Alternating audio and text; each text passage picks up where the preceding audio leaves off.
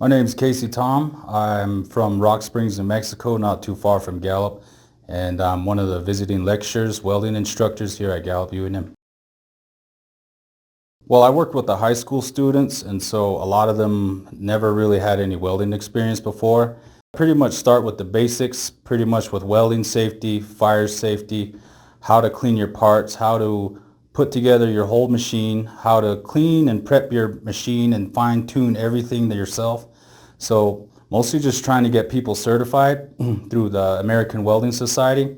So we provide that here, but it's all just starting from the bottom and working our way up so that once they graduate, they have a good certification and they have plenty of experience as soon as they graduate school.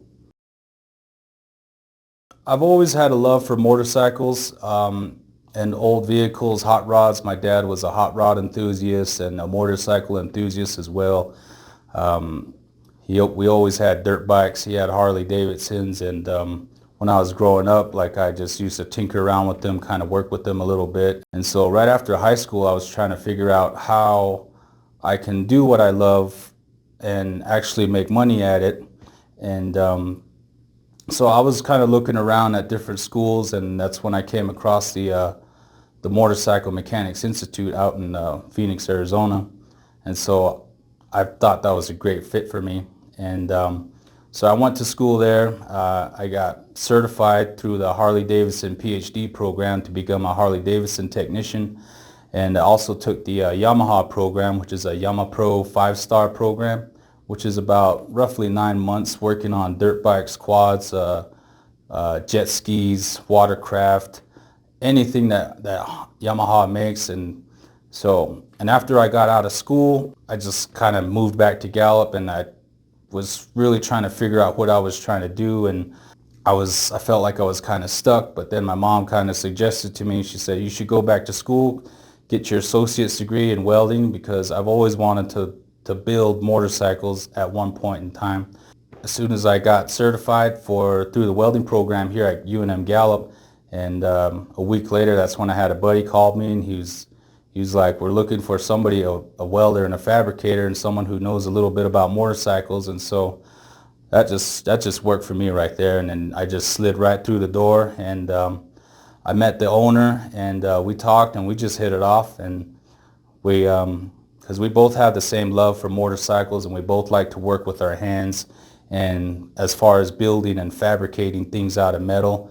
And so I think we really just bounced off of each other and learned a lot from each other. And he pretty much took me under his wing as his apprentice. And the more I started to learn and more experience that I started to get, the skill level just kept going higher and higher, and it just made me that much more valuable in the shop. So I could fabricate, I could weld, I could wrench on motorcycles, I could machine parts.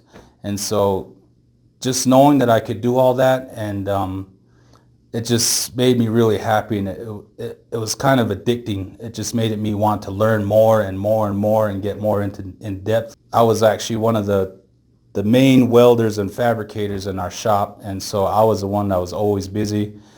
We had other people from other shops that would call to ask for my help, and sometimes they would send their parts over and I would fix them, or even sometimes I would go out to their shop and they would have everything ready for me, and so I would show them how to do it, how to build it. And so I got passed around a lot between different dealerships and different companies. Well, the bike building industry, hot rod industry, it's really, really tough because it's, especially in a big city, there's always a high demand for it, and I just barely had any time for myself because I was always working. I would work 6 days a week, sometimes 10, 12 hours a day, some days for even 3 days straight if we had a deadline or a bike needed to be finished and be transported across a couple state lines to a bike show or something. And it just really took a beating on me. And we started this program to where we would help wounded warrior veterans kind of get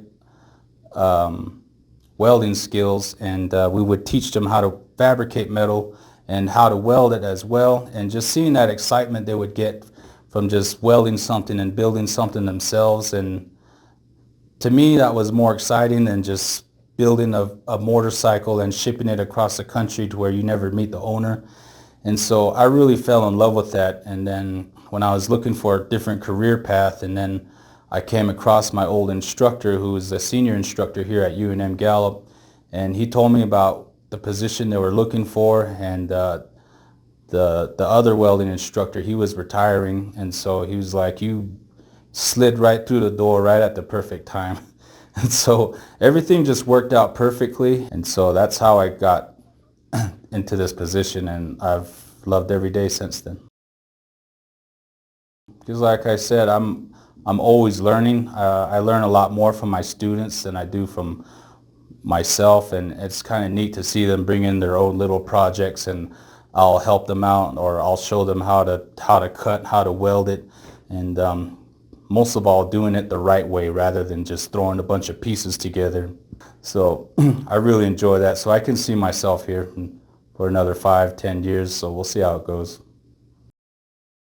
Well, there's a saying that my instructor always said. He said, if you don't have to be great to start at something, but you have to start to actually get great at it. There's no limit to what you can do. So I suggest if you actually want something, if you have a dream, I know it sounds kind of cliche, but it's actually really true. If you believe in something, and if you dream it and you actually do it and follow through and follow the steps, eventually you'll get there. It's going to take time, but you'll get there.